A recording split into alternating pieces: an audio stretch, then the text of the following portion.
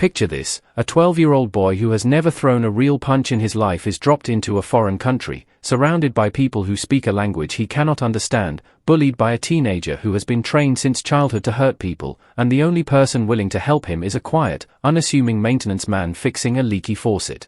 What if I told you that this simple setup, one that so many critics dismissed before the film even opened, would go on to earn well over $350 million worldwide, turn a young actor into a global star, and become one of the most financially successful martial arts films in Hollywood history? That is the story of The Karate Kid, released in 2010, a film that many assumed was destined to fail the moment its title was announced, yet which quietly became one of the most beloved family action dramas of its era. Let's start with the basic facts, because understanding where this film sits in cinema history requires knowing exactly what we are dealing with. The Karate Kid was released in the year 2010, a family martial arts drama at its core, blending coming-of-age storytelling with intense physical training sequences and heartfelt mentorship. The film runs for approximately 140 minutes, a runtime considerably longer than the average family film of its era, which gave the story room to breathe, to develop its characters slowly, and to let its most emotional beats land with weight rather than rushing toward the next action sequence. It was an international co-production, bringing together China, Hong Kong, and the United States, and it was shot almost entirely in English despite its Chinese setting. This was, in many ways, a film built at the crossroads of two enormous film industries, a Hollywood family drama filtered through the visual language and physical culture of Chinese kung fu cinema. Behind the camera stood Harold Swart, a Norwegian-born director who had built a career on stylish, kinetic filmmaking, and who brought a very deliberate visual patience to this project, something that surprised many who expected a director from his background to lean harder into flashy spectacle. The screenplay was credited to Christopher Murphy, working from a story credited to Robert Mark Kamen, the very same screenwriter responsible for the original 1984 Karate Kid, which meant that although this was being marketed as a fresh, standalone film for a new generation, its narrative DNA was deliberately tied back to the beloved original. The producing team was a fascinating mixture of Hollywood veterans and family involvement. Jerry Weintraub, the producer of the original Karate Kid films, returned to shepherd this new version, while Will Smith and Jada Pinkett Smith produced through their Overbrook Entertainment banner, alongside James Lasseter and Ken Stovitz. This was not incidental. Their son, Jaden Smith, was the film's lead, and this family connection would become one of the most talked about aspects of the film's identity, for better and for worse, in the years that followed. The budget for the film sat at roughly $40 million, a moderate figure by studio standards, especially for a film that required extensive location shooting in Beijing, a full production infrastructure in China, and a supporting cast trained in genuine martial arts choreography. Distribution fell to Sony Pictures, releasing in the United States, with EDKO handling release in China and Hong Kong, reflecting just how carefully this film's release strategy had to be tailored to different markets with very different relationships to the source material. Speaking of that source material, we cannot discuss this film without acknowledging its complicated relationship to the original 1984 classic. That earlier film, directed by John G. Avildsen and starring Ralph Macchio as Daniel LaRusso and Pat Morita as the unforgettable Mr. Miyagi, had become a cultural touchstone, a film whose wax-on, wax-off training montage and crane kick finale had embedded themselves permanently into popular culture. The 2010 film borrowed the beats of that story: the bullied newcomer, the reluctant mentor, the love interest who causes friction with a jealous rival, the tournament that serves as the ultimate test, but transplanted every element into an entirely new setting, changed the martial art from Okinawan karate to Chinese kung fu, and aged the protagonist down from a teenager to a preteen boy. This decision alone would spark years of debate among fans about what to even call this movie, since a story about kung fu bearing the title, The Karate Kid, struck many as a contradiction the studio never fully resolved. Now, why would a studio take a beloved, culturally iconic property and rebuild it from the ground up with essentially none of the original story elements retained beyond the emotional skeleton? To understand that, we need to step back and look at the industry landscape of the late 2000s. Hollywood, at this point, was deep into an era defined by nostalgia-driven reinvention. Studios had discovered that recognizable titles carried built-in audience awareness, and remaking or rebooting older properties for a new generation of viewers, many of whom had never seen the originals, was proving to be a reliable business strategy. At the same time, there was a genuine appetite in Hollywood for material that could showcase Chinese locations and Chinese talent, partly because the Chinese box office was rapidly becoming one of the most important international markets in the world. And partly because collaborating with Chinese production entities like China Film Group opened doors to filming access and government cooperation that would have been far more difficult to secure otherwise. There was also a very personal engine driving this particular project forward: Will Smith's desire to help build his son's acting career. Jaden Smith had already appeared alongside his father in The Pursuit of Happiness, and by the late 2000s, the Smith family, through Overbrook Entertainment, was actively searching for a vehicle that could establish Jaden as a leading man in his own right rather than simply Will Smith's son. A martial arts drama with built-in brand recognition, international appeal, and a role for a young actor at the emotional center of the story offered exactly that kind of opportunity.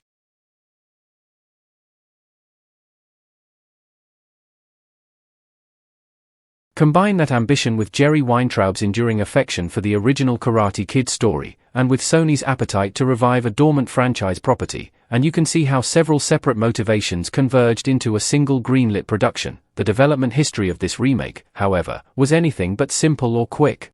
Long before Harold Swart was ever attached, there had been earlier discussions inside the industry about the possibility of revisiting the Karate Kid property, discussions that floated various directions the story could take. At one stage, Breck Eisner, a director known for genre and action filmmaking, was connected to an earlier iteration of a new Karate Kid film concept, though that version never solidified into the movie audiences eventually received. The project that did move forward went through its own development refinements once Christopher Murphy's screenplay took shape, restructuring the emotional through line of Robert Mark Kamen's original story so that it could plausibly work with a much younger protagonist. This was one of the trickiest needles the writers had to thread. The original 1984 film worked because Daniel LaRusso was a teenager navigating first love, physical intimidation, and the fear of not belonging, emotional territory that plays very differently when your protagonist is only 12 years old. Aging the character down meant the film had to lean more heavily into themes of childhood displacement, the disorientation of being uprooted by a parent's career change, and the particular loneliness of a child who cannot yet articulate why he feels so lost. Once the screenplay was in a workable state, pre-production began in earnest, and this is where the film's ambition becomes especially clear. Rather than simulate a Chinese setting on a soundstage or rely on a handful of establishing shots to suggest location, the production made the decision to shoot on location in Beijing, immersing the film in genuine Chinese architecture, streets, and cultural landmarks. This required extensive location scouting throughout the city, with the production ultimately securing access to some of China's most recognizable and protected sites, an achievement that reflected the extensive cooperation between the American production team and Chinese governmental and cultural authorities. Filming inside places like the Forbidden City was not something any Hollywood production could simply arrange on a whim. It required diplomatic coordination, careful planning, and a level of trust between the American filmmakers and their Chinese partners that had been built through the co-production structure involving China Film Group. Casting was another critical piece of pre-production, and nowhere was more attention paid than to the two central performances. Jaden Smith, despite the obvious advantages of his family name, was required to undergo months of physical training to become believable as a novice fighting a losing battle against skilled young kung fu practitioners. This was not a case of a young actor simply learning a few choreographed moves for the camera. The production wanted Smith to develop genuine physical capability, both so that the fight choreography could be filmed convincingly and so that his performance during training sequences would carry authentic strain, effort, and growth. Opposite him, the casting of Jackie Chan as Mr. Han carried enormous weight and enormous risk. Chan was, and remains, one of the most recognizable martial artists in the history of cinema, a performer whose global stardom had been built almost entirely on physical comedy and death-defying stunt work. Casting him as a quiet, restrained, emotionally guarded mentor figure, a role that required stillness and internalized grief rather than acrobatic showmanship, was a deliberate subversion of audience expectations. It asked Chan to deliver perhaps the most dramatically demanding performance of his career, one built on subtlety rather than spectacle, and the production clearly understood that if this casting choice did not work, the entire emotional foundation of the film would collapse. Alongside Smith and Chan, Taraji P. Henson was brought on to play Sherry Parker, Dre's mother, a single parent whose career relocation to Beijing sets the entire story in motion. Henson's casting mattered for grounding the family dynamic in warmth and realism, giving the film a tether to ordinary domestic life even as its plot moved toward increasingly stylized martial arts sequences.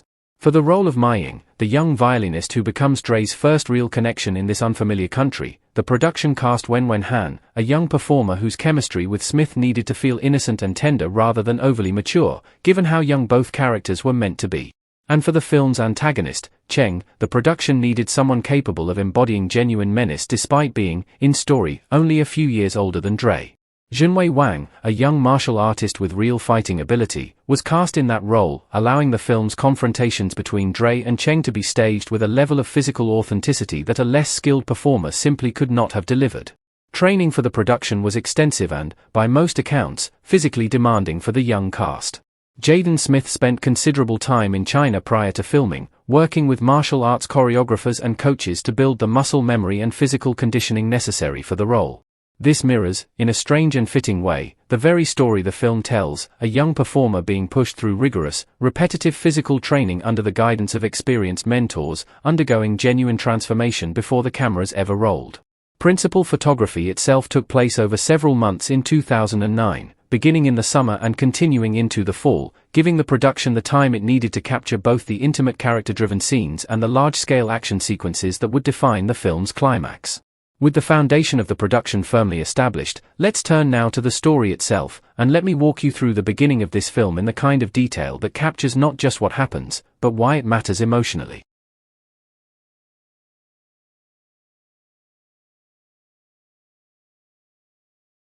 The film opens with Dre Parker, a 12-year-old boy from Detroit, Michigan, in the final stages of packing up his childhood bedroom. There is no dramatic announcement of what is happening. Instead, the film lets us absorb the quiet, mundane sadness of a life being dismantled box by box. Dre's father has passed away, though the film handles this with restraint, never turning it into an overwrought plot device, simply letting it exist as part of the emotional backdrop that shapes Dre's relationship with his mother, Sherry. Sherry has taken a job transfer to Beijing, working for an American automobile manufacturer establishing operations in China, and this decision, made out of economic necessity and a desire for a fresh start, uproots Dre from everything familiar, his friends, his neighborhood, his sense of identity as a kid who, at least back home, understood the social rules well enough to get by. The move to Beijing is depicted with a real sensitivity toward the disorientation of immigration and relocation, even though this is technically a temporary work assignment rather than permanent immigration. Dre and his mother arrive in an apartment complex that feels sterile and unfamiliar, and the film takes real care in showing small, specific details of cultural adjustment, the different food, the different language surrounding him on signs and in conversation, the sense of being perpetually one step behind everyone else in understanding what is happening. Sherry, for her part, is presented as optimistic and determined to make this transition work, framing the move as an adventure, while Dre's body language and expressions communicate a much more reluctant, guarded response. This tension between a parent's hopeful framing of change and a child's private resistance to it becomes one of the film's quiet emotional through-lines even before any martial arts enters the picture. Dre's first real connection in this new environment comes through Maiying, a young violinist he notices practicing in a park near their apartment complex. Their meeting is depicted with an innocent, almost accidental charm, Dre drawn toward her not through any grand gesture but through simple curiosity and the universal awkwardness of a kid trying to talk to someone he finds interesting. This budding, entirely age-appropriate friendship becomes the catalyst for the film's central conflict, because Maiying's family has close ties to the family of Cheng, a talented and disciplined young kung fu practitioner trained at a strict martial arts academy under an instructor whose philosophy of training is built entirely around dominance, aggression, and the elimination of weakness. Cheng, we come to understand, is not simply a schoolyard bully acting out of casual meanness. He is a product of an environment that has taught him cruelty is strength, and the film is careful to plant seeds early on suggesting that his behavior stems from the harsh, merciless training culture he has been raised within, even as it never excuses the harm he causes. The confrontations between Dre and Cheng escalate gradually rather than exploding immediately into full violence. It begins with intimidation, dismissive mockery, and public humiliation, the kind of social cruelty that will be instantly recognizable to anyone who has ever been the new kid in an unfamiliar school. Dre, still processing grief over his father, disoriented in a new country, and now targeted by an aggressor with actual fighting skill, becomes increasingly desperate and increasingly alone. Sherry, well-meaning but unable to fully grasp the severity of what her son is experiencing, tries to encourage him to make friends and adapt, without fully understanding the specific danger Cheng represents. It's during this mounting pressure that Dre first encounters Mr. Han, the unassuming maintenance man responsible for the upkeep of their apartment building. Their introduction is understated, Han is first seen quietly, efficiently fixing small problems around the building, a man who seems content to remain invisible, offering no hint of the extraordinary skill and painful history hidden beneath his calm exterior. When Dre's confrontations with Cheng finally escalate into a genuinely brutal physical assault, one staged with enough intensity to make clear just how outmatched and vulnerable Dre truly is, it is Mr. Han who intervenes, revealing in a matter of seconds an entirely different side of himself. His intervention is not framed as an action hero moment meant to draw cheers. Instead, the film frames it with a kind of somber restraint, Han disabling multiple trained young fighters with an economy of motion that suggests decades of discipline rather than showmanship. This single moment recontextualizes everything the audience has assumed about this quiet maintenance man, and it plants the question that will drive the rest of the story: who is this man, really, and why has someone with this level of ability chosen to live in such quiet obscurity? The film uses the aftermath of this confrontation to begin building the relationship between Dre and Han, though not without significant early resistance. Dre, in the immediate wake of being humiliated and then rescued, is not simply grateful, he is embarrassed, frustrated, and eager to learn how to fight back so he never feels powerless again. Han, in turn, is reluctant to take on the role of teacher, a reluctance the film hints has roots in some unspoken personal pain that we do not yet understand. This sets up one of the story's most important early tensions. Dre wants quick, aggressive power, the ability to hit back immediately, while Han, we sense, understands something deeper about discipline, patience, and the true purpose of martial arts training that Dre is not yet ready to hear. As part one of our documentary comes to a close, we find ourselves at exactly this threshold, a grieving, displaced boy standing at the doorstep of an unlikely mentor, a mentor himself carrying secrets we have only begun to glimpse, and a looming rivalry with a young fighter whose menace has been established but whose motivations remain only partially understood. The stage has been set for a transformation that will require far more than physical training, one that will ask both Dre and Mr. Han to confront grief, fear, and the true meaning of strength.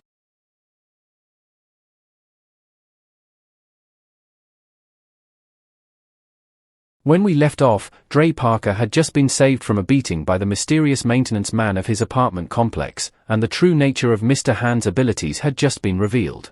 Now we move deeper into the heart of this story, into the slow, often painful process of a boy learning that strength is not what he thought it was. The first thing that happens after the rescue is not training. It is punishment, or at least it looks that way to Dre. Han discovers that Dre and his friends had earlier played a prank involving dumping water on Cheng and his group, an act of petty revenge for earlier humiliation, and rather than simply comforting Dre after his beating, Han insists on walking him directly into the lion's den, back to the Kung Fu Academy where Cheng trains, to apologize. This is a crucial character-establishing moment for Han.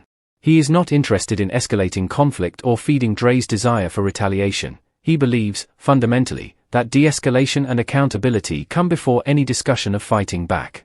Dre, humiliated and terrified, is forced to face the very people who hurt him and admit his own role in provoking the conflict. What happens at the academy, however, changes the entire trajectory of the story. The instructor who runs this school, a man whose entire teaching philosophy is built around ruthlessness, mercy as weakness, and the idea that pain is the only real teacher, refuses to accept a simple apology. Instead, he escalates the situation, demanding that his students continue to target Dre unless something changes. It's here that Han steps in and proposes something almost absurd on its face, a formal agreement that in 2 months' time, Dre will compete against Cheng and the other students at the upcoming regional Kung Fu tournament, and until then, the harassment must stop entirely. The instructor agrees, sensing an easy opportunity to humiliate this foreign boy publicly and completely, never suspecting that this quiet maintenance man might actually be capable of turning a hopeless novice into a real competitor within such a short window of time. This agreement sets the clock ticking on the film's central structure, and it also forces Han's hand. He can no longer avoid becoming Dre's teacher. He has committed both of them to a very public, very high-stakes deadline. What follows is where the film's emotional and thematic backbone truly comes into focus, echoing the philosophy embedded in the original 1984 film but restructured for this new story's particular rhythms. Han's training methods initially frustrate and confuse Dre precisely because they seem to have nothing to do with fighting at all. Rather than teaching punches and kicks, Han insists that Dre perform a single repetitive task, taking off his jacket, hanging it on a hook, dropping it to the ground, and picking it back up, over and over, for days on end. Dre, exhausted, blistered, and increasingly resentful, eventually explodes in frustration, convinced that Han is simply using him as free labor rather than actually teaching him anything useful. This confrontation becomes one of the film's pivotal emotional turning points, because it is only here that Han reveals what he has actually been doing. The seemingly meaningless jacket exercise has, in fact, been quietly conditioning Dre's body to perform the exact muscle movements required for fundamental kung fu blocks and strikes, ingraining discipline and precision into his body before his conscious mind ever understood what it was learning. This moment lands with real weight, not just because of the clever mechanical reveal, but because it demonstrates Han's entire worldview. True mastery is built through patience, repetition, and trust, not through shortcuts or aggression. From this point forward, the relationship between Dre and Han deepens rapidly, moving from reluctant obligation into something resembling genuine familial affection, filling a void that exists on both sides. Dre, still grieving his father and struggling with the disruption of his entire world, begins to see in Han a steady, grounding presence that his chaotic new life has been missing. Han, meanwhile, is revealed through small, carefully placed details to be carrying his own enormous, unspoken grief. The film gradually shows us glimpses of a car that Han keeps hidden beneath a tarp in his garage, a car he maintains obsessively despite never driving it. The emotional payoff of this detail comes later in the story, when Han finally opens up to Dre about his past. The car belonged to his wife and son, both of whom died in an accident that Han himself was driving during, a tragedy for which he has never forgiven himself. This revelation reframes everything we have seen of Han up to this point.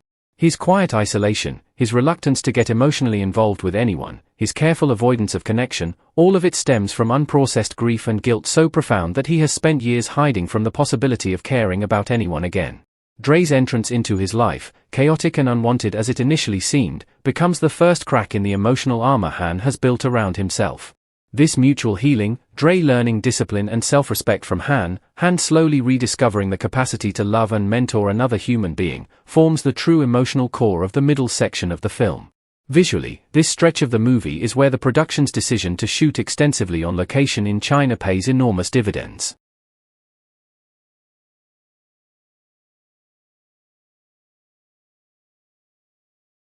A turning point arrives when Dre, having grown more confident and physically capable through his training, begins to assert himself more directly, both toward Cheng and within his own sense of identity. There's a particularly memorable sequence in which Dre and Meiying attend a school field trip to a stunning cultural landmark, and their bond deepens even as the tension with Cheng's circle continues building in the background.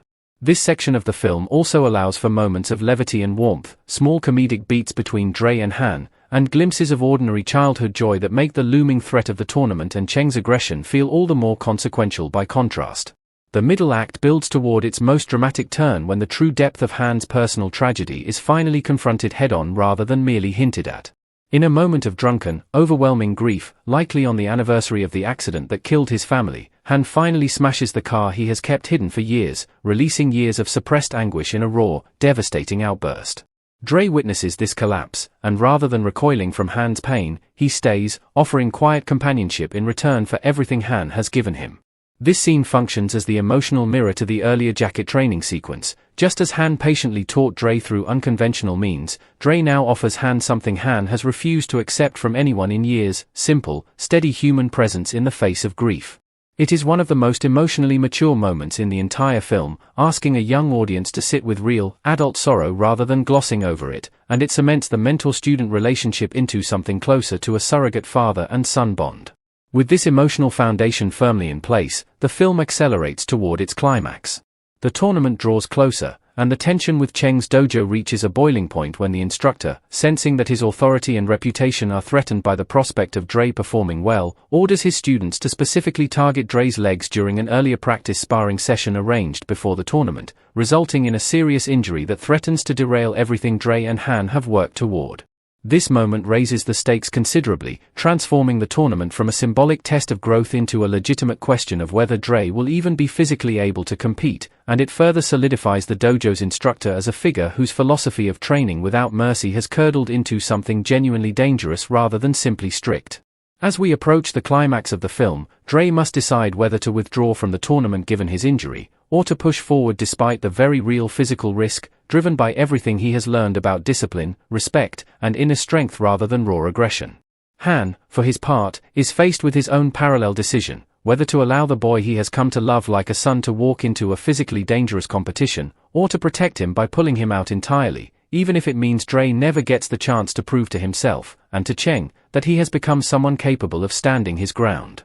It is at this precise moment of uncertainty, with injury, fear, unresolved grief, and the promise of confrontation all converging at once, that we leave our story for now. The tournament awaits.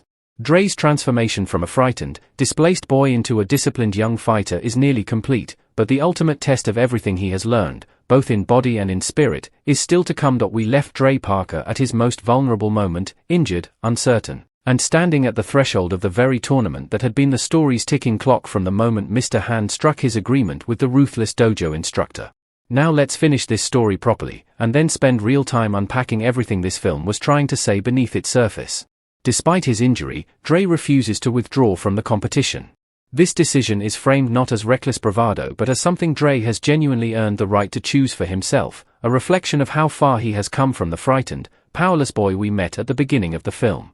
The tournament sequence itself is staged as an extended, escalating series of matches, with Dre working his way through opponents while visibly favoring his injured leg, a physical detail the film uses cleverly to keep tension alive even as he wins bout after bout. Han, watching from the sidelines, is caught between pride in what Dre has become and fear for the physical toll this is taking on him. The emotional climax arrives in the final match against Cheng himself. This is not simply staged as a physical contest but as the culmination of everything both boys have carried into this moment, Dre's grief, displacement, and hard-won discipline against Cheng's years of being taught that mercy is weakness and that victory justifies any cruelty required to achieve it. During this final confrontation, Dre draws on a technique he had learned earlier in the story from an elderly woman living in an isolated mountain temple, a striking, unconventional move modeled on a cobra's motion, one that requires total balance, stillness, and precision rather than brute force.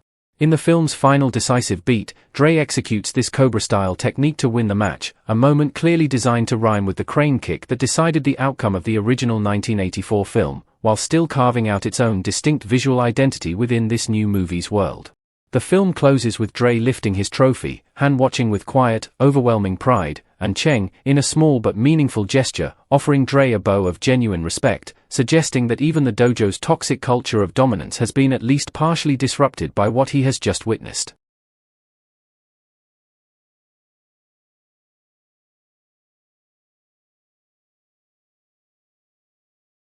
Among the most emotionally powerful scenes in the film, most audiences and critics point to the moment Han finally reveals the truth about his wife and son, and the raw, drunken grief that follows as he destroys the car.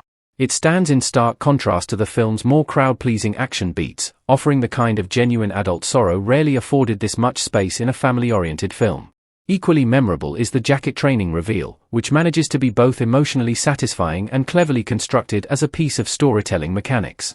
On the lighter side, the film finds room for warmth and humor in smaller moments between Dre and Han during their travels and training, as well as in Dre's early, awkward attempts to navigate life and friendship in an unfamiliar country, giving the film tonal balance rather than relentless intensity. As for hidden details and connections that reward attentive viewers, this film is absolutely layered with quiet nods to the original franchise, deliberately placed by filmmakers who understood they were working within the shadow of a beloved classic.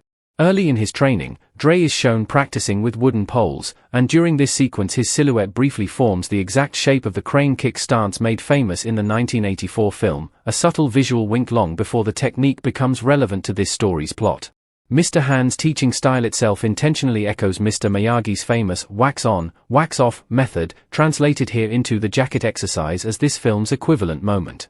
There is also a costume detail during one of Dre's more difficult days at school where he wears a shirt strikingly similar to one worn by Daniel LaRusso during a memorable tea ceremony scene in The Karate Kid Part 2. Perhaps the cleverest connection of all lies in the name of Dre's winning technique itself, the Cobra Strike, a name deliberately chosen as a nod toward Cobra Kai, the antagonist dojo of the original film series, planting a thematic seed that would only fully bloom years later when Cobra Kai became a global streaming phenomenon revisiting this very franchise. Some of the production's behind-the-scenes choices also carry an almost accidental layer of trivia interest. Despite the film's title seeming like a factual contradiction given its focus on kung fu rather than karate, some fans have pointed out that karate itself historically developed as an Okinawan offshoot of southern Chinese white crane kung fu traditions, meaning the title is not quite as nonsensical as it first appears, even if that connection almost certainly was not the studio's primary justification for keeping the name. The film's access to filming locations, including the Great Wall of China, the Forbidden City, and the Wudang Mountains, has often been attributed by those involved with the production to Jackie Chan's enormous cultural stature within China, with Will Smith himself noting publicly that Chan's presence opened doors that would have otherwise remained firmly closed to a foreign production. For its release within China, the film reportedly required certain edits to comply with the country's strict content and censorship regulations, a reminder of just how carefully this co-production had to navigate two very different media landscapes at once. In terms of what audiences never got to see, the most talked about piece of unused footage involves Mr. Han himself. Reports indicate that Jackie Chan filmed an extended fight sequence, reportedly running over 3 minutes, that would have shown Han in a much more overt, acrobatic action role, likely tied to a confrontation with the rival dojo's instructor near the film's conclusion. This sequence was ultimately cut from the finished film, and while the specific reasoning has never been definitively confirmed by the studio, the prevailing theory among those who have discussed it is that the filmmakers wanted the tournament's final emotional payoff to belong entirely to Dre, worried that giving Chan an extended action showcase at that exact moment would have pulled focus away from the young protagonist's culminating triumph. It's a fascinating piece of restraint for a film that easily could have leaned into Chan's global reputation as an action star, and it speaks to how deliberately the filmmakers prioritized Dre's emotional arc over crowd-pleasing spectacle. As with any production of this scale, a handful of minor continuity errors have been noted by attentive viewers over the years. Observers have pointed out inconsistencies such as the aircraft used to depict the Parker family's departure from the United States differing in specific registration markings from the aircraft shown landing in China, small details unlikely to affect anyone's enjoyment of the film but the kind of trivia that dedicated fans enjoy uncovering. Similarly, minor logistical oddities have been spotted during crowd and photography scenes at the tournament, the kind of small production quirks that appear in nearly every film of this scale once you start looking closely enough. In terms of broader fan discussion and theorizing, much of the ongoing conversation around this film centers on its uneasy relationship to franchise continuity. When the creators of the later Cobra Kai television series began mapping out their own connected universe of Karate Kid stories, they made a deliberate choice to treat this 2010 film as existing outside that continuity, a decision that sparked considerable debate among fans about whether this movie should be considered a true franchise entry or simply a standalone reimagining that happens to share thematic DNA with the original. This tension resurfaced years later when a new sequel was eventually announced bringing Jackie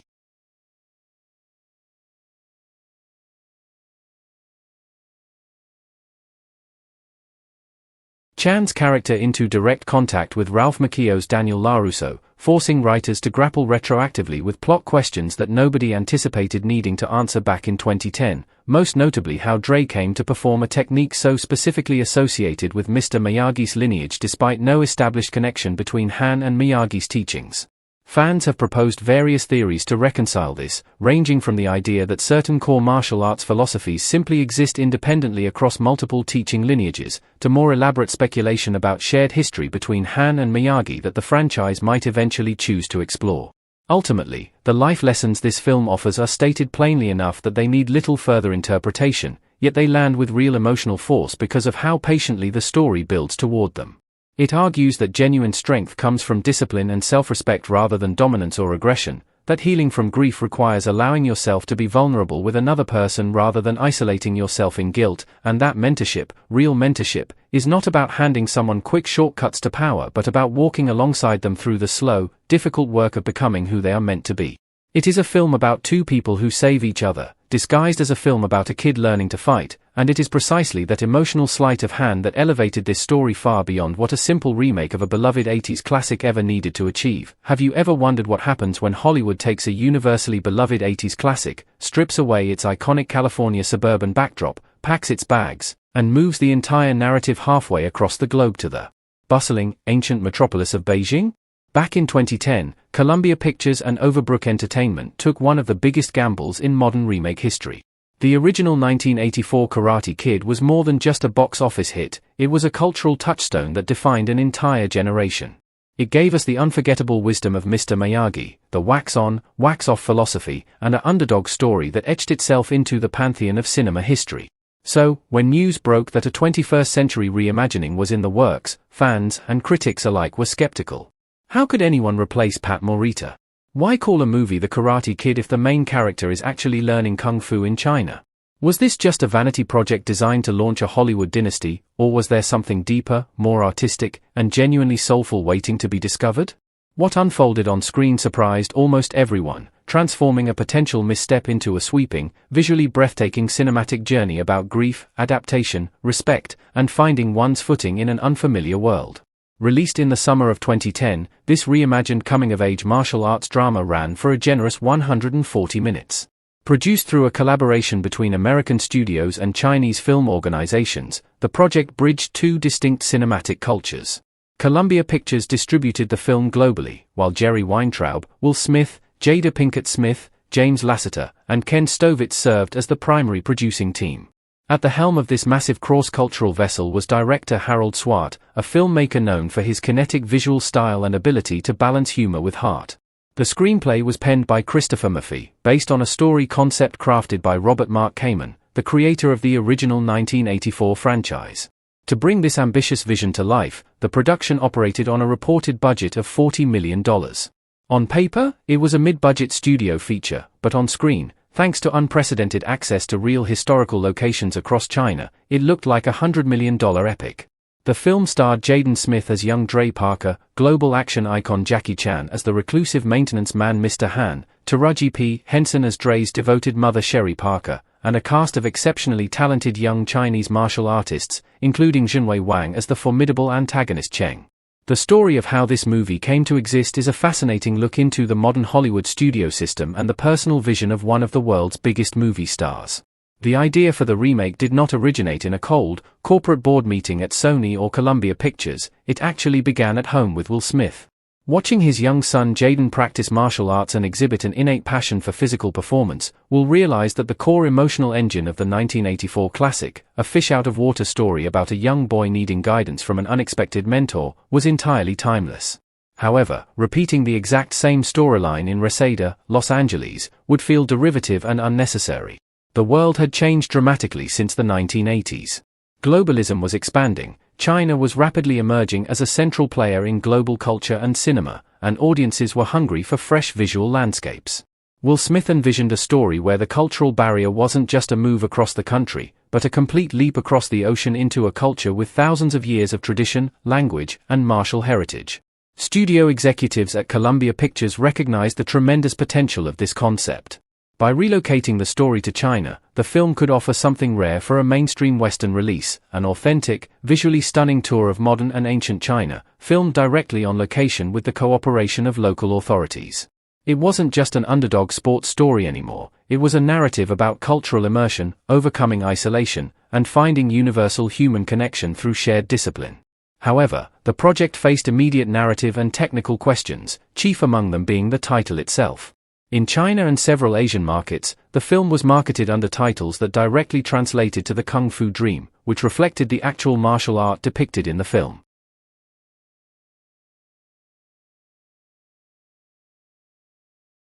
The development history of the script involved careful calibration. The original ideas explored various locations, but Beijing was selected because it offered a dramatic visual contrast between ultra-modern skyscrapers, cramped historical hutongs, and majestic ancient monuments like the Forbidden City and the Great Wall. Christopher Murphy's initial drafts focused heavily on the culture clash and the emotional weight of a young boy grieving the loss of his father while trying to adapt to a world where he couldn't even read the street signs. Early script concepts considered keeping the lead character older, matching Ralph Macchio's teenage age in the original, but the creative team ultimately decided that lowering the protagonist's age to 12 years old added a unique vulnerability. A 12-year-old child moving across the globe is entirely dependent on his parent. He didn't choose to move, he was displaced by circumstance. This age shift amplified the stakes, making the intimidation from local bullies feel far more overwhelming and the emotional dynamic with his mentor far more parental. Pre-production was a massive, multi-continental undertaking that required months of rigorous planning, location scouting, and cultural coordination. Director Harold Swart and his production team spent endless weeks navigating the sprawling city of Beijing and its surrounding provinces, seeking locations that could convey both the intimacy of daily neighborhood life and the overwhelming grandeur of China's historical sites. Securing permission to film in iconic historical landmarks required extraordinary diplomacy and planning. The production was granted permission to shoot inside the Forbidden City, a rare privilege for an American feature film, as well as on pristine, remote stretches of the Great Wall and at the breathtaking Wudang Mountains, the spiritual birthplace of Taoist martial arts. Simultaneously, the physical preparation for the film was as intense as any real-world athletic training camp. To play Dre Parker convincingly, Jaden Smith underwent grueling martial arts training for nearly 3 months before cameras ever rolled, continuing his physical conditioning throughout the entire production schedule. Under the tutelage of Wu Gang, the stunt coordinator from Jackie Chan's world-renowned stunt team, Jaden learned fundamental wushu and kung fu forms, stretching routines, and complex choreography. The young Chinese actors playing the rival academy students were already highly trained martial artists, requiring the filmmakers to elevate Jaden's skills so that he could hold his own convincingly on screen without reliance on obvious body doubles or heavy digital trickery. The narrative of the film opens in Detroit, Michigan, setting a grounded and somewhat melancholic tone. We are introduced to 12-year-old Dre Parker, a bright, spirited, but visibly anxious boy living in a home filled with half-packed cardboard boxes. The atmosphere is bittersweet. Detroit is the only world Dre has ever known, a place where he has friends, a comfortable routine, and familiar streets. However, due to economic shifts and a new job opportunity for his hardworking mother, Sherry, the family is uprooting their entire lives. Sherry is doing her best to project optimism, treating the move as a grand adventure, but Dre's posture and quiet reluctance tell a different story. He is a boy carrying silent grief, still feeling the absence of his late father, and the prospect of being yanked away from everything familiar only deepens his sense of displacement. As they pack the final items into their luggage, the visual details of their apartment subtly tell us who Dre is. He is a typical kid of his era, passionate about music, video games, skateboarding, and pop culture, yet there is a lingering hesitation in his movements. When they finally board the long, international flight to Beijing, the narrative shifts visually.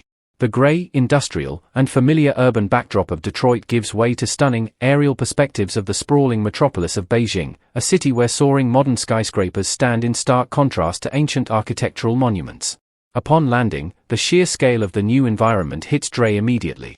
The sensory overload of a foreign language, sprawling crowds, and unfamiliar sounds leaves him quiet and defensive, tightly clutching his jacket despite the warm air. Sherry and Dre arrive at their new residential apartment complex, a modest, lived-in building set within a traditional neighborhood surrounded by narrow alleys known as hutongs. Their transition is instantly hit with minor setbacks that highlight the reality of living in a foreign country. The apartment's hot water isn't working, the electricity is finicky, and the language barrier creates immediate, comedic frustration for Sherry as she tries to communicate with the building's stoic, eccentric maintenance man, Mr. Han. Played with brilliant, understated stillness by Jackie Chan, Mr. Han initially appears to be nothing more than a quiet, slouched worker who shuffles about the courtyard fixing pipes, keeping his head down, and staying out of everyone's way. Determined not to spend his first day locked inside a hot, unfurnished apartment, Dre takes his skateboard and wanders out into the public park located nearby. The park is alive with activity, elderly locals practicing Tai Chi with fluid grace, people playing table tennis, and children running through the open spaces. It is here that Dre's eyes lock onto Mai Ying, a young Chinese girl practicing the violin on a park bench. Entranced by her music and charming presence, Dre musters up the courage to approach her. Despite the language barrier, their connection is instantaneous and sweet, built on playful banter and Dre's attempt to show off a few goofy dance moves. For a brief moment, the overwhelming loneliness Dre felt since leaving Detroit vanishes. He feels like he might actually find a place where he belongs. However, this brief moment of innocence is abruptly shattered. Watching from a nearby pavilion is Cheng, a tough, highly disciplined, and aggressive boy who clearly shares a history with Mai Ying and deeply resents Dre's presence. Cheng approaches with an aura of absolute dominance, flanked by his group of friends.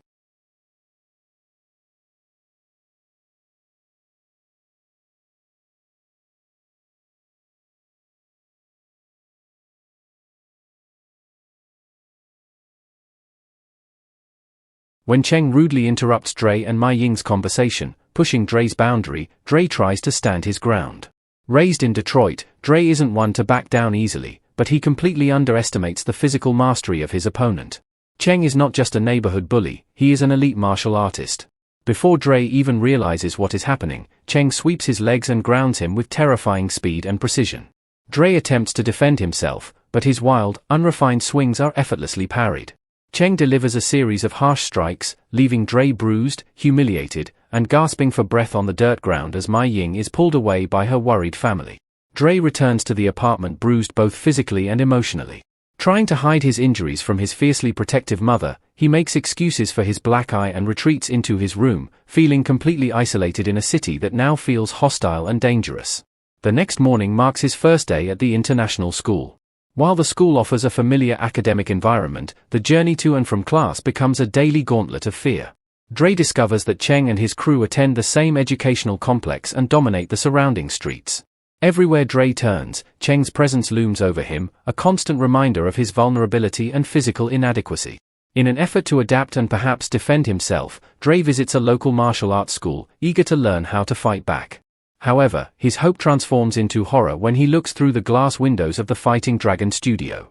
There, he sees Cheng and his friends training under Master Li, a ruthless, merciless instructor whose philosophy stands in complete opposition to traditional martial arts ethics. Master Li preaches absolute aggression, teaching his young students that weakness must be crushed, pain must be ignored, and mercy is unacceptable. Seeing Cheng praised by his master for his brutal technique, Dre realizes that the hostility he faces is not an isolated incident, it is a systematic discipline being fed to these young boys every single day. Dre realizes he is completely on his own in a world where violence seems to be taught as a doctrine, setting the stage for an extraordinary journey of resilience, unexpected mentorship, and ultimate self-discovery. The narrative deepens as Dre Parker finds himself trapped in a cycle of isolation and persistent fear. Navigating the unfamiliar streets of Beijing becomes a daily tactical challenge for the 12-year-old. Every morning walk to school and every journey home requires constant vigilance, as Cheng and his group of friends maintain an unwavering, aggressive presence across the neighborhood. The psychological weight of this conflict begins to take a toll on Dre's dynamic with his mother, Sherry. Wanting to protect her from worrying, Dre conceals the escalating harassment, offering vague excuses for his increasing withdrawal and physical bruises. Yet beneath his defensive exterior, a burning desire to reclaim his dignity and sense of safety continues to grow. The tension reaches a critical turning point on a sweltering afternoon in the cramped, narrow alleys of the local neighborhood. While walking home, Dre spots Cheng and his crew lounging near a public water pump. Driven by a volatile mix of built-up frustration, anger, and a desperate impulse to strike back, Dre makes an impulsive decision. He scoops up a bucket of filthy, stagnant water and dumps it directly over Cheng and his friends before taking off at full speed through the maze-like hutongs. A high-stakes, breathless chase ensues through the winding, tightly packed corridors. Dre uses every ounce of agility he possesses, vaulting over obstacles and dodging local residents, but his unfamiliarity with the layout ultimately betrays him. Cornered in a dead-end alleyway with nowhere left to run, Dre is surrounded by the vengeful group. Cheng and his friends launch a merciless physical assault. Dre attempts to cover himself and fight back, but he is completely outmatched by their disciplined technique and coordinated aggression. Beat down against a brick wall, gasping for breath, Dre faces severe injury as Cheng prepares to land a final, brutal blow. Suddenly, an unexpected shadow steps into the dimly lit alley. Mr. Han, the quiet, slouched building maintenance man who had previously seemed entirely unremarkable, intervenes. Moving with incredible fluidity, precision, and restraint, Mr. Han steps between the boys and the helpless child. Without ever landing a direct, harmful punch of his own, Mr. Han turns the bullies' own momentum, force, and aggression against them.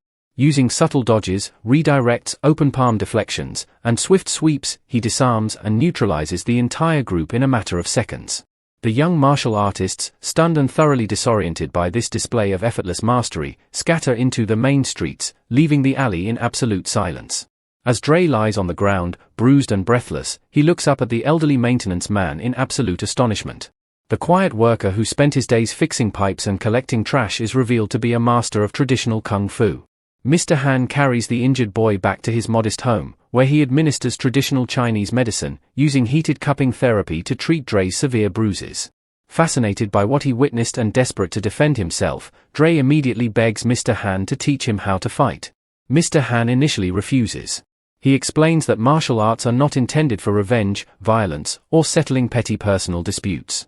Kung Fu, in its true essence, is about self-discipline, internal peace, harmony, and learning how to make peace with one's enemies rather than destroying them. However, recognizing that the conflict will not simply fade away, Mr. Han agrees to accompany Dre to the Fighting Dragon studio to speak directly with Cheng's teacher, Master Li, hoping to mediate a peaceful resolution between the children.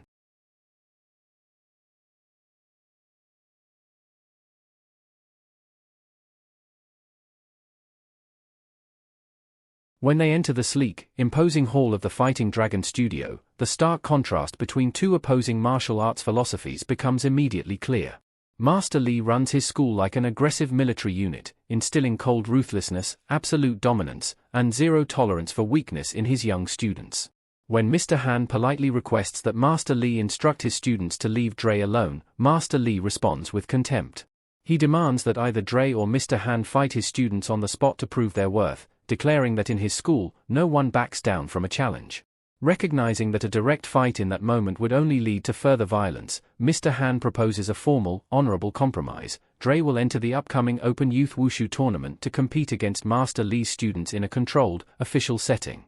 In exchange, Master Lee must agree to a strict truce. His students must leave Dre completely unmolested and free from harassment while he prepares for the competition.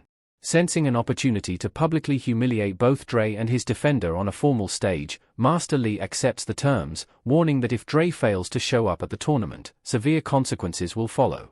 With the tournament deadline looming just weeks away, Dre presents himself at Mr. Han's traditional courtyard home, eager and expectant to learn flashy punches, high kicks, and devastating combat moves. Instead, he is met with an extraordinary exercise in patience that defies all his expectations. On the first day of training, Mr. Han directs Dre to a simple wooden peg mounted near the entrance of the courtyard. He gives Dre a precise sequence of mundane instructions regarding his jacket: take it off, drop it on the ground, pick it up, hang it up, take it down, put it back on, take it off, drop it, pick it up, hang it up, and repeat the process indefinitely. Hours turn into days, and days turn into an agonizing routine. From sunrise until dusk, under the scorching sun and heavy rain, Dre is forced to repeat this tedious jacket routine over and over without any explanation. He is not allowed to throw a single punch, learn a single stance, or practice a single kick. Frustration builds inside the young boy until it finally reaches a boiling point. Feeling mocked, exploited, and convinced that Mr. Han is merely using him as free labor and playing a cruel trick on him, Dre snaps. He throws his jacket to the ground, raises his voice in anger, and declares that he is quitting, accusing Mr. Han of wasting his time while his rivals train relentlessly in a real gym. Mr. Han remains entirely calm amidst Dre's outburst. He asks Dre to pick up the jacket and perform the sequence one final time, but as Dre reluctantly moves through the motions, Mr. Han suddenly steps in, launching a series of rapid, unexpected physical strikes toward the boy. Instantly, without consciously thinking, Dre's muscle memory reacts. The precise physical motions of picking up, hanging, deflecting, and putting on the jacket seamlessly translate into automatic, instinctual defensive parries, blocks, and open palm redirects. Mr. Han shows him that through thousands of repetitions, the mundane jacket routine has built fundamental physical reflexes, balance, spatial awareness, and muscular control directly into his central nervous system. The realization hits Dre with profound emotional force. Kung Fu is not merely about hitting or kicking, it lives in everything we do. It lives in how we put on a jacket, how we treat people, how we carry ourselves, and how we interact with the world around us. With his mind opened and his cynicism shattered, Dre commits himself entirely to Mr. Han's unconventional training methods. Their training expands far beyond the confines of the courtyard, transforming the vast, historical landscape of China into an immersive classroom. Mr. Han guides Dre through rigorous physical conditioning, building core strength, flexibility, and endurance across various terrains. A pivotal chapter of their journey takes them aboard a long-distance train heading toward the majestic Wudang Mountains, the spiritual center of Taoist philosophy and traditional martial arts. Ascending the breathtaking, mist-shrouded mountain peaks, Dre witnesses incredible sights that redefine his understanding of focus and energy. He observes a female martial artist practicing on the edge of a cliff, using fluid, hypnotic movements to mirror and guide the movements of a cobra. When Dre asks how such a feat is possible, Mr. Han explains the concept of qi, the internal energy and life force that flows through all living things. True mastery comes not from forcing control over your environment or your opponent through raw strength, but from mastering your own mind, achieving perfect stillness within, and flowing effortlessly with the energy around you. During their time in the mountains, Dre reaches the summit and drinks from a sacred mountain spring, soaking in the profound quietude and historical gravity of the location. Upon returning to Beijing, Mr. Han brings Dre to a secluded, pristine section of the Great Wall of China. Running along the ancient stone ramparts, practicing stances against the backdrop of endless rolling mountains, Dre's physical transformations become striking. His kicks grow sharp, his balance becomes unshakable, and his confidence shifts from youthful bravado to genuine internal calm. Parallel to his athletic growth, Dre's personal connection with Ma Ying deepens into a sweet, innocent romance. However, this relationship faces societal and cultural pressures. Ma Ying is an exceptionally dedicated violinist preparing for a high-stakes audition at the prestigious Beijing Music Academy. Her traditional father views Dre as a distraction that could compromise her academic and artistic future. When Dre accidentally causes Ma Ying to be late for an important rehearsal session, her father sternly instructs Dre to stay away from his daughter, leaving Dre heartbroken and reinforcing his feelings of inadequacy as an outsider. Seeking comfort, Dre visits Mr. Han's home on a quiet evening, only to discover a heartbreaking secret about his mentor's past. Dre finds Mr. Han sitting alone inside a dimly lit, stripped-down vintage automobile parked inside his living room.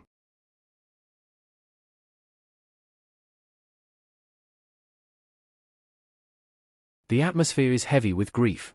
Mr. Han is weeping, clutching a wrench, and systematically destroying parts of the car he has spent months meticulously restoring. When Dre gently intervenes, Mr. Han reveals the profound tragedy that haunts his life. Years ago, while driving this very car, Mr. Han lost control during a heated argument with his wife, resulting in a tragic crash that took the lives of both his wife and their young son. Driven by unbearable guilt, Mr. Han rebuilds the car every year only to smash it apart on the anniversary of their death, trapped in a self-inflicted cycle of penance and grief. In a powerful role reversal, the young student becomes the emotional anchor for his teacher. Dre reminds Mr. Han of his own teachings: no matter how painful the past is, life keeps moving forward, and we must choose to get back up. Dre hands his mentor a cloth, helping him clean his face, and encourages him to step back into the light. Through this shared vulnerability, the bond between the grief-stricken mentor and the displaced child transforms into a profound, unbreakable father-son relationship. With renewed purpose, Mr. Han helps Dre make amends with Ma Ying's father. Dre writes a formal letter of apology in carefully practiced Mandarin, reading it aloud to her family with utmost sincerity and respect. Moved by the boy's earnestness and character, her father forgives him, allowing Ma Ying to attend the upcoming tournament to support Dre. The day of the Open Youth Wushu tournament finally arrives. The massive Beijing gymnasium is packed with thousands of roaring spectators, colorful banners, and dozens of competing martial arts schools from across the region. The atmosphere is electrified, intimidating, and overwhelming. Master Li enters with his squad of disciplined, cold-faced fighters, clearly expecting an easy victory and the complete humiliation of Dre Parker. As the tournament gets underway, Dre steps onto the mat for his preliminary matches. Facing older, more experienced, and physically imposing competitors, Dre applies Mr. Han's principles of fluidity, patience, and precise timing. To the absolute shock of Master Li and the crowd, Dre maneuvers through the bracket with remarkable skill, executing clean deflections, swift counterattacks, and high-scoring techniques. Match after match, Dre secures victories, earning the respect of the audience and advancing steadily toward the finals. Realizing that Dre has become a legitimate threat to his academy's dominance, a ruthless Master Li takes desperate measures. Before the semifinal match between Dre and one of his senior students, Liang, Master Li calls Liang aside in the warm-up area. Instructing him in cold blood, Master Li orders Liang to intentionally break Dre's leg, prioritizing the destruction of their opponent over honorable victory. Liang, torn between his personal conscience and fear of his master, reluctantly agrees. During the intense semifinal match, Liang executes a deliberate, illegal slide tackle strike directly targeting Dre's left knee. A sickening crack echoes through the ring as Dre collapses to the mat, screaming in agony. The referee immediately halts the match, penalizing Liang, but the damage is done.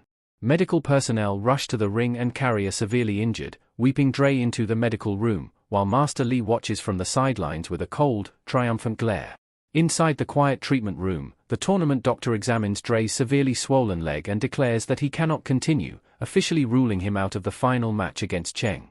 Sherry pleads with her son to accept the decision, relieved that he made it this far and terrified for his safety. However, Dre looks up at Mr. Han with tears in his eyes, refusing to surrender. Dre explains that if he walks away now, injured and afraid, the fear will stay with him for the rest of his life. He doesn't just want to win a trophy, he needs to step back onto that mat to prove to himself that he is no longer afraid. Moved by the young boy's courage, Mr. Han agrees to use a painful, traditional fire cupping technique to temporarily alleviate the swelling and numb the pain, preparing his student for the ultimate confrontation. The atmosphere inside the massive Beijing gymnasium hits a fever pitch as the announcer prepares to declare Cheng the default champion of the Open Youth Wushu tournament. The crowds are stirring. Master Li stands near the edge of the mat with an air of arrogant finality, and Cheng looks on with a complicated, quiet conflict brewing beneath his intense demeanor. Just as the referee raises his arm to finalize the victory, the heavy double doors of the arena corridor swing open. Dre Parker emerges, limping visibly, leaning heavily on Mr. Han, but carrying an expression of absolute, unwavering resolve. The arena erupts into a mix of gasps and thunderous applause. Sherry, watching from the audience alongside Mai Ying, holds her breath as her 12-year-old son steps back onto the center mat, refusing to let fear define his life.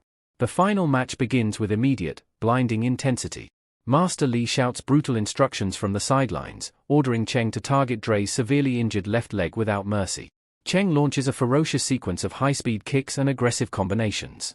Every time Dre attempts to plant his weight on his injured leg, sharp pain shoots through his body, leaving him visibly off balance and vulnerable. Cheng strikes hard, landing clean points and sweeping Dre's damaged leg, sending him crashing to the canvas multiple times. With the score tied at 2 points each, the match reaches its final, decisive point. Dre is battered, exhausted, and barely able to stand upright, relying almost entirely on a single leg to maintain his balance. Realizing that traditional defensive tactics will no longer work against Cheng's relentless assault, Dre looks toward the sidelines. His eyes lock with Mr. Han, who gives him a subtle, comforting nod. Dre takes a deep, calm breath, closing his eyes to filter out the deafening roars of thousands of spectators and the aggressive shouts of Master Li.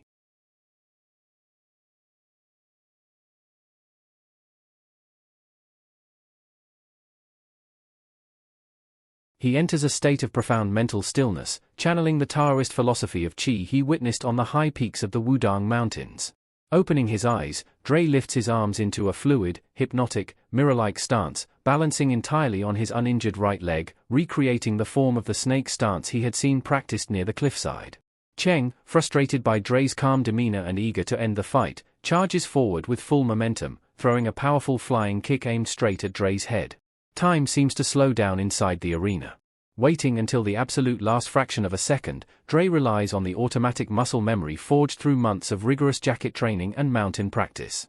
He leaps upward off his single healthy leg, tucking his body into the air, and executes a precise, breathtaking backflip reflection kick. His foot connects clean and solid with Cheng's chest mid-air, knocking the aggressive fighter off course and sending him crashing hard to the mat. The arena falls completely silent for a microsecond before exploding into chaotic, deafening cheers. The referee steps forward, signaling the final point and officially declaring Dre Parker the champion. Sherry leaps from her seat weeping tears of joy, while Mai Ying and her family celebrate in the stands. Dre, overwhelmed by emotion, drops to his knees as Mr. Han enters the ring, embracing his young student with intense pride and warmth. The emotional climax of the story, however, transcends the simple acquisition of a trophy. Cheng, humbled and deeply moved by Dre's incredible resilience, sportsmanship, and undeniable skill, takes the tournament trophy from the officials himself. Walking past his furious, screaming instructor Master Li, Cheng personally presents the trophy to Dre, bowing to him with genuine, deep respect. Following Cheng's lead, the rest of the Fighting Dragon students step away from Master Li, surrounding Mr. Han and bowing low to honor the true martial arts master who embodies respect, balance, and wisdom. The film closes on a triumphant visual note, Mr. Han returning the respectful bow to the young martial artists, surrounded by his proud student and a cheering crowd, having healed his own heart while guiding a lost boy into manhood. Beneath its energetic exterior, the 2010 reimagining of The Karate Kid presents a rich tapestry of philosophical themes, cultural commentary, and profound character arcs that elevate it far above a standard sports drama. The core central theme of the movie revolves around the true definition of martial arts. Through the stark contrast between Master Li and Mr. Han, the screenplay explores the dual nature of power. Master Li represents modern, commercialized, and corrupted martial arts, where technique is weaponized to instill fear, dominate others, and feed the ego. Mr. Han, conversely, represents the ancient, spiritual soul of wushu. To Mr. Han, kung fu is not about fighting, it is about bringing order to internal chaos, achieving harmony with one's environment, and learning how to make peace with one's enemies. Another vital theme running through the film is the process of grieving and emotional healing. Both Dre and Mr. Han are wounded souls trapped in stagnant emotional states when they first meet. Dre is grieving the loss of his father and his familiar American home, projecting his pain outward through anger, frustration, and defensive isolation. Mr. Han is trapped in a devastating loop of self-punishment, unable to forgive himself for the tragic accident that claimed his family, metaphorically and literally trapped inside a broken car. Their relationship becomes a reciprocal rescue mission. Dre finds in Mr. Han the father figure and anchor he desperately needs to grow, while Mr. Han finds in Dre a reason to care about the world again, breaking his yearly ritual of self-destruction and choosing life over lingering guilt. The visual storytelling and visual metaphors throughout the film are executed with delicate precision. The iconic jacket routine serves as a masterclass in cinematic symbolism. Dropping, picking up, hanging, and putting on the jacket is not just a clever physical training tool, it is a lesson in respect, discipline, and daily mindfulness. It teaches Dre that mastery is built upon the boring, unglamorous foundations of daily habits. Another striking piece of symbolism appears during the scene in the Wudang Mountains featuring the cobra. The woman controlling the snake is not dominating it through force, she is reflecting its movement, achieving total synchronicity. When Dre executes the final flip kick in the tournament, he isn't using raw aggression to beat Cheng, he uses Cheng's own forward momentum and energy against him, embodying the fluid, adaptive nature of water and snake styles. From an action choreography standpoint, the film achieves a rare balance of brutal realism and artistic beauty. Choreographed by Wu Gang and Jackie Chan's elite stunt team, the fights carry weight, impact, and authentic Chinese wushu geography. The alleyway fight sequence remains one of the standout moments in modern martial arts cinema. Jackie Chan's performance in this scene is a brilliant throwback to his classic physical comedy roots, yet tempered with elder restraint.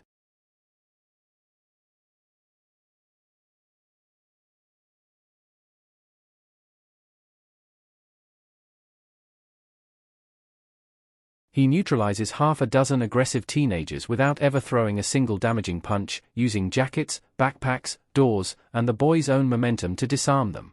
It visually reinforces the moral core of his character, protection without unnecessary destruction. The film also contains subtle details, foreshadowing, and Easter eggs that reward attentive viewers. Throughout the early Beijing scenes, red color palettes dominate the spaces occupied by the Fighting Dragon School, symbolizing aggression, passion, and danger, whereas Mr. Han's courtyard is filled with earthy tones, lush green plants, and soft light, representing growth, groundedness, and peace.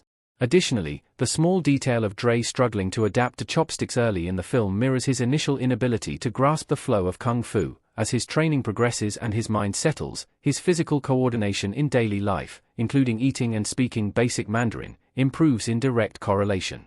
Interestingly, several alternative scenes and deleted concepts existed during the film's production.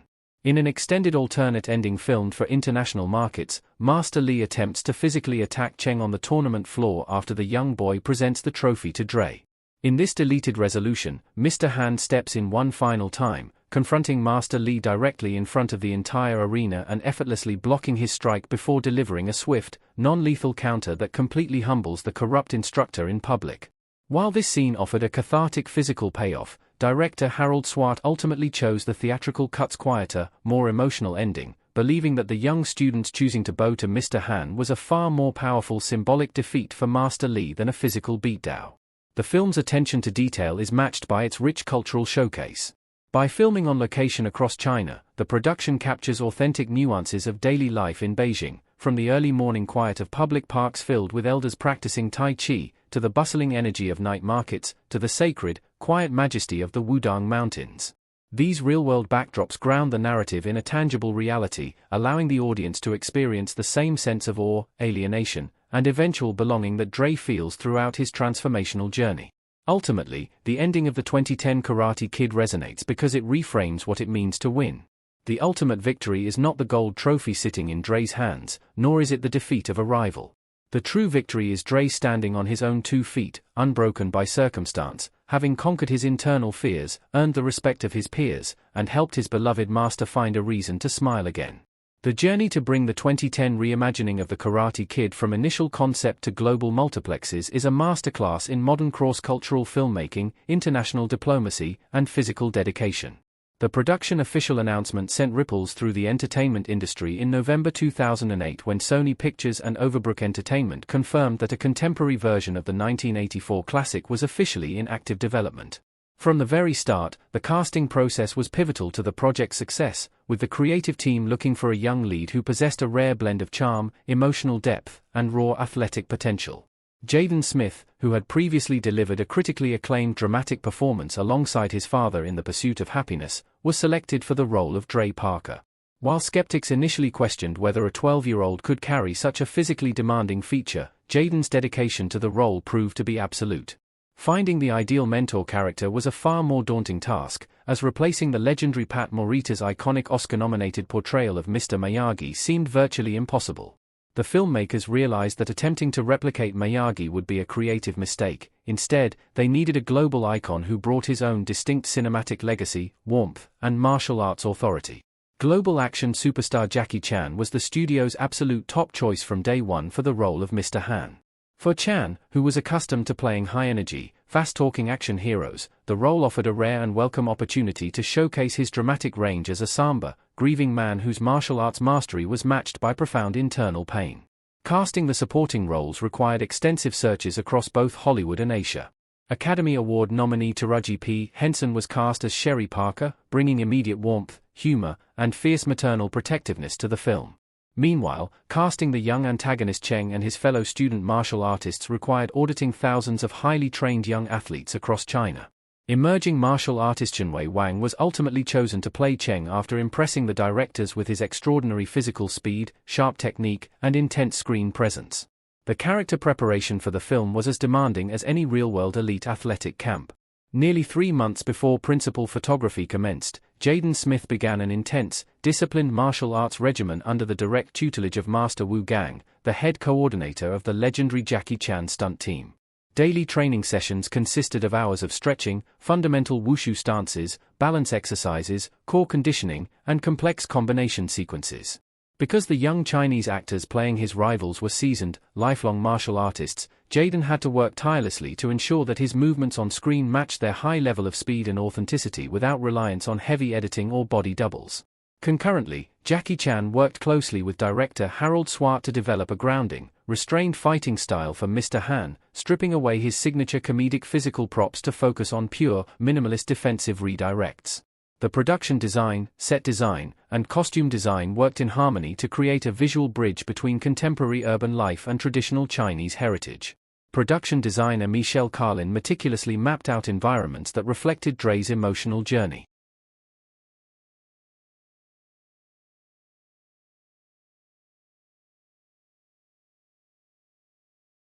Filming began on location in Beijing, China, in July 2009, making it one of the few major Hollywood studio features granted extensive permission to shoot in some of the most culturally protected locations on Earth.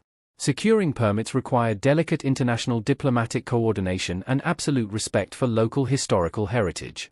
The production made history by obtaining permission to film inside the Forbidden City, a rare feat for an American film production. To shoot the iconic sequence where Dre walks through the immense, historic courtyard, the crew was granted an extremely tight filming window early in the morning before public access opened, requiring precise planning and military-like logistical execution. Another massive logistical achievement was the shoot at the pristine Wudang Mountains and the Great Wall of China.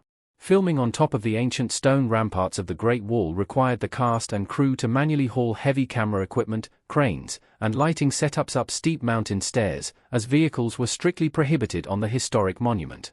The cast and crew faced constant physical challenges, including extreme summer heat, heavy downpours, unpredictable weather shifts, and severe humidity. Despite the intense physical nature of the stunt choreography, safety protocols managed by Jackie Chan's stunt team prevented major injuries, though the young cast endured endless minor scrapes, bruises, and physical exhaustion through the grueling months of shooting. Visual effects and CGI were intentionally kept to an absolute minimum by director Harold Swart, who prioritized tactile realism and practical locations. While subtle digital cleanups were used to erase modern safety wires during high-flying kicks and adjust atmospheric details, every breathtaking vista, crowded street, mountain peak, and complex stunt execution scene on screen was captured practically in real time. Editor Joel Cox worked diligently during post-production to strike a careful balance between fast-paced, impact-driven fight sequences and long, quiet, emotional character beats. The music composition and background score played a critical role in weaving the film's cross-cultural narrative together. Master film composer James Horner was brought in to create a soaring, deeply moving orchestral soundtrack. Horner brilliantly blended classical Western orchestral instrumentation with traditional Chinese instruments, including the erhu, bamboo flutes, and traditional wushu drums. The score shifts seamlessly from quiet, melancholic melodies during Mr. Han's emotional revelations to massive, rhythmically driven percussive movements during the final tournament sequence. The soundtrack was further bolstered by the hit promotional single, Never Say Never, performed by Justin Bieber featuring Jaden Smith, which became a massive global chart-topping track and fueled the film's youth-oriented marketing campaign. The studio's marketing campaign was a massive, highly coordinated global effort. Sony and Columbia Pictures crafted promotional trailers that emphasized both the nostalgic framework of the beloved 1984 original and the breathtaking visual spectacle of the China locations.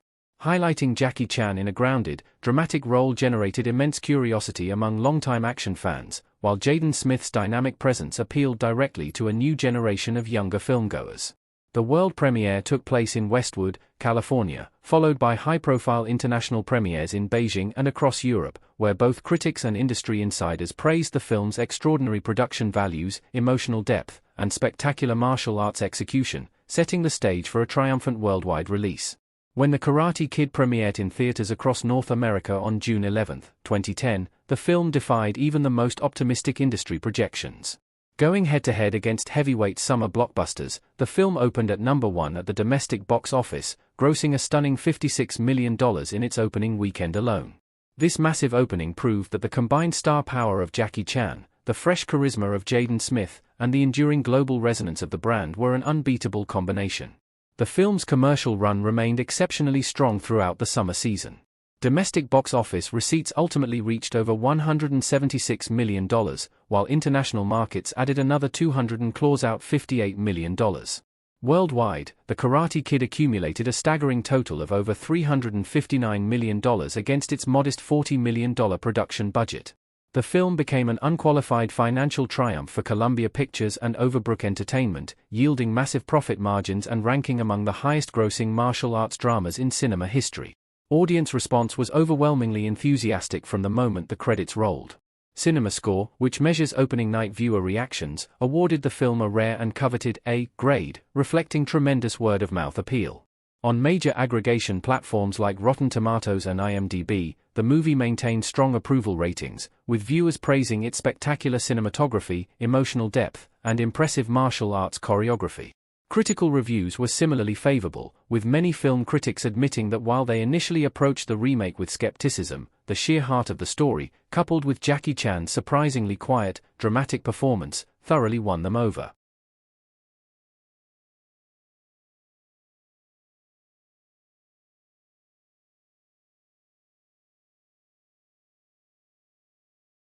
While the original 1984 film was recognized primarily as a Hollywood coming-of-age classic, the 2010 adaptation garnered international respect for its authentic depiction of Chinese culture and martial arts heritage.